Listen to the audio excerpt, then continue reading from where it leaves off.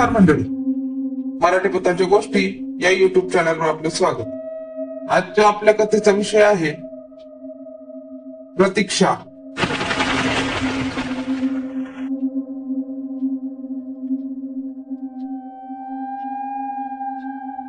पौर्णिमेचा नीलधवल चांदण्यात तो भव्य वाडा आणि भोवतालचा परिसर न्हावून निघाला होता।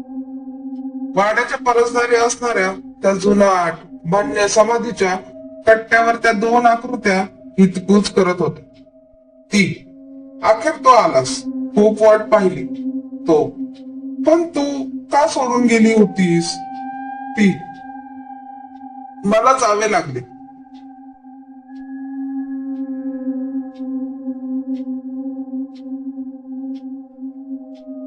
तो पण का? तुला मी नकोसा होतो का? मी कसा जगेन याचा काहीच विचार का केला नाहीस? मी तुला आवडत नव्हतो का? का मला ही शिक्षा दिलीस आणि स्वतःलाही? ती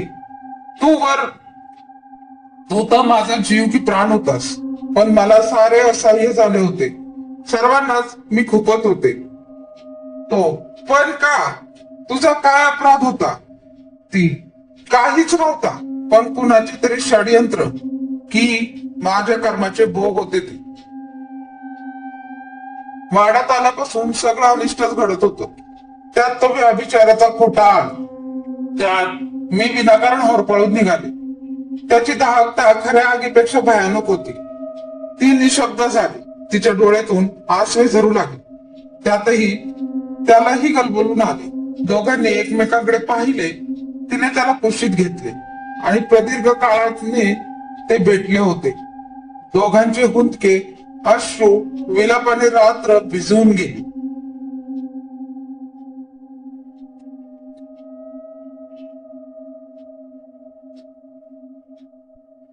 त्याने अलवर त्याचे डोके तिच्या मांडीवर विसावले। ती त्याच्या केसांमध्ये हात फिरवू लागली।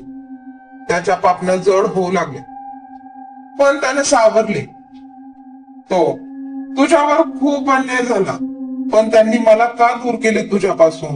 मी कसा राहणार तुझ्याशिवाय याचा कोणीच कसा विचार केला नाही?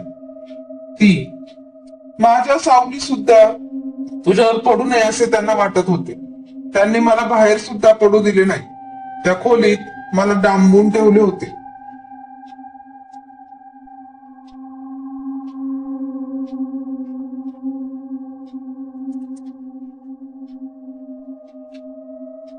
तू सुद्धा पाहिले होतेस त्या पौर्णिमेच्या रात्री त्या खोलीत मी त्यांच्या डोळ्यासमोर तो देखावा आला।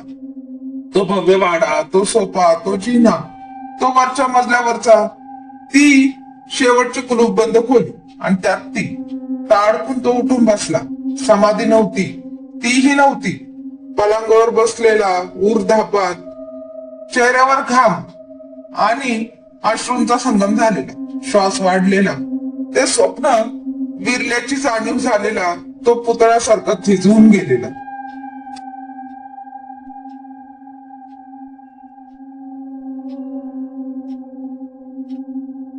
त्याला भरल्यासारखे झाले। तो सावकाश उठला। त्याची पावले आपसूक खोली बाहेर पडली।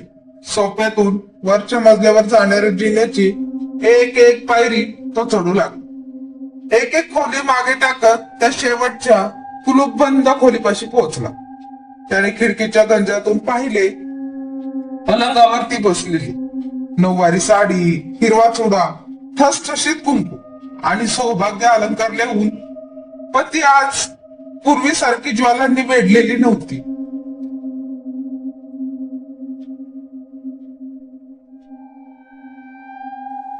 मला माझं बाळ द्या, मला माझं बाळ द्या, असं टाळ फोडत नव्हती, कारण आज खूप वर्षांनी तिला तिचं बाळ भेटलं होतं। त्याला कुशीत घेतलं होतं, आसवांनीच त्याला नाव घातलं होतं, वात्सल्याने कुरवाळलं होतं। भुकेली ममता आज शमली होती, मायेच्या पुरात न्हाली होती। त्यात त्या दाहक लाल पिवळ्या ज्वाला बर्फ गार पडल्या होत्या, लुप्त होऊन गेल्या होत्या।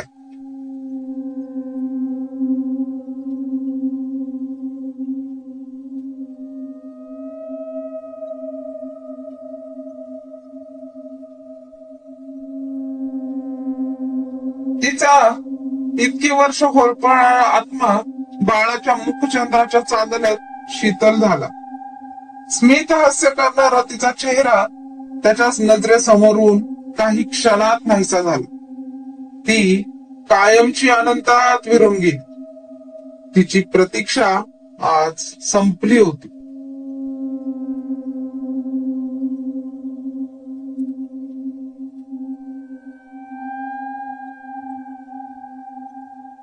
धन्यवाद.